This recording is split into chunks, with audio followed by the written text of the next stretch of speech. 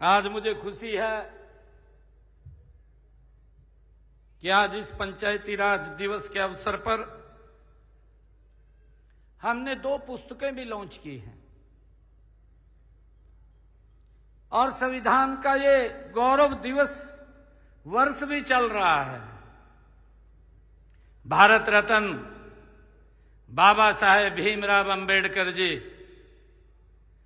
पूरे वर्ष भर, क्योंकि संविधान के 75 वर्ष गौरवशाली पूरे हुए हैं और देश के यशस्वी प्रधानमंत्री आदरणीय नरेंद्र मोदी जी ने ये आह्वान किया है कि हमने वर्ष भर ये कार्यक्रम बाबा साहिब को समर्पित हो और हमने उनकी याद में उनके कार्यों को, जो संदेश उन्होंने दिया है, उसको लोगों के बीच में ले जाते हुए ये वर्ष उनको समर्पित करेंगे। और ये वर्ष हमने संविधान गौरव दिवस के रूप में हम मना रहे हैं। मैं बाबा साहब को भी आज नमन करता हूं, उनको प्रणाम करता हूं। मुझे खुशी है, जैसा मैंने बताया है, कि हमने 2 बुक भी लॉन्च की है। एक बुक हमने मुख्यमंत्री जागृत ग्राम पुरस्कार योजना, इस का मेन उद्देश्य हमारा ये है कि हमें लोगों के द्वारा इस लोकतंत्र में अवसर मिलता है और जब हमें अवसर मिलता है, लंबे समय तक लोग याद रखें हमें अवसर मिला है। और मेरा आप लोगों से आग्रह है, मैं उसकी चर्चा भी करूंगा आप लोगों के बीच में।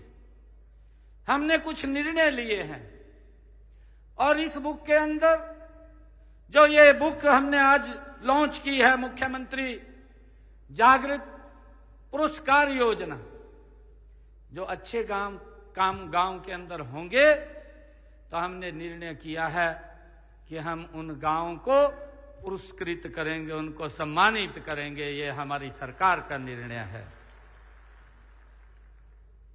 एक दूसरी बुक हमने लॉन्च की है, वो बुक है मेरा गांव मेरी धरोहर। वो भी हमने आज अभी लॉन्च किया है। उसको हम बच्चों को पढ़ाएं, उससे जानकारी मिलती है कि मेरे हरियाणा प्रदेश के अंदर कौन कौन सी प्राचीन धरोहर है, उसका पूरा का पूरा विवरण इस बुक में किया गया है। जैसा मैं बात करूं कि हमारे कुरुक्षेत्र के अंदर भगवान श्री कृष्ण ने गीता का संदेश दिया, और वहीं अगर हम बात करें शेख चिल्ली का मकबरा,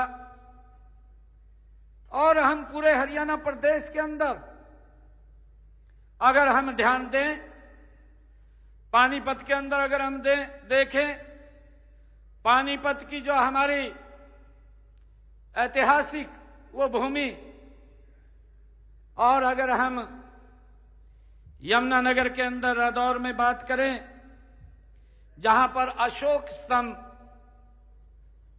सम्राट अशोक ने जो बनवाए थे, वो हमारी प्राचीन धरोहर, इन पूरी की पूरी धरोहर का इस बुक के अंदर चर्चा की गई है, जानकारी मिलती है।